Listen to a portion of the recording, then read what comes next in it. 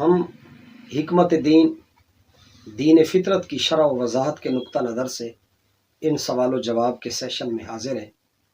یہ ایک سوال ایک دانشور کی طرف سے، بلکہ ایک مدرسے کے شیخ الحدیث کی طرف سے یہ سوال پٹ ہوا ہے کہ کیا یہودیوں اور عیسائیوں سے تعلقات رکھے جا سکتے ہیں، کہ بلیویئر اور نان بلیویئر یعنی اہل کتاب۔ یہ سوال، بات یہ ہے کہ سازشی جو لوگ ہوتے ہیں اور جو اعلانیہ اسلام دشمنی پر اترے ہوئے ہیں، سازشی یہودی ہوں یا سازشی عیسائی ہوں، جن کی دین دشمنی اور مسلمانوں سے دشمنی اناد ظاہر ہو، اور وہ الیاذ باللہ استغفر اللہ قرآن کے خاکے حضور سید عالم صلی اللہ علیہ وآلہ وسلم کی ناموس کے خلاف باتیں کرنے والے ہوں، تو ایسے لوگوں سے تو دوستی نہیں رکھی جا سکتی۔ لیکن ساروں کا حکم ایک بھی نہیں ہے۔ جو غیر مسلم ہیں، نان بلیویئر ہیں، اہل کتاب ہیں، ان سے لین دین کیا جا سکتا ہے، ان سے تعلقات رکھے جا سکتے ہیں۔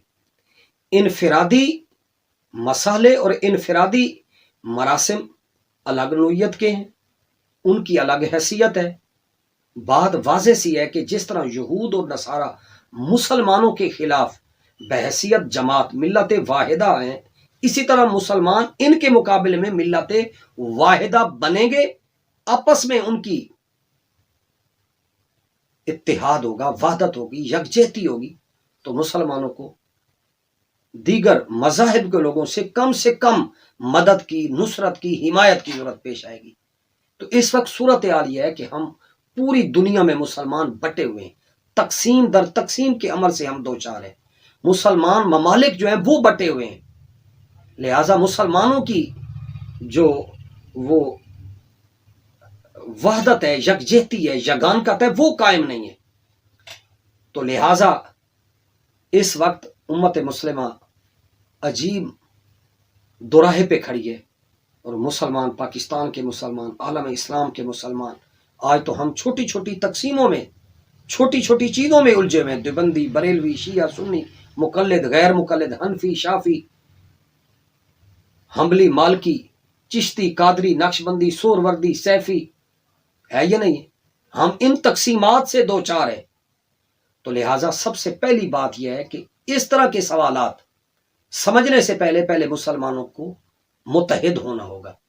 مسلمان متحد ہوں، مسلمانوں کو اپنی صفوں میں اتحاد پیدا کرنا چاہیے، اور جب مسلمانوں کی صفوں میں اتحاد ہوگا تو ان کو کم سے کم دوسرے مذاہب کے لوگوں سے تعلقات رکھنے کی ضرورت پیش آئے گی۔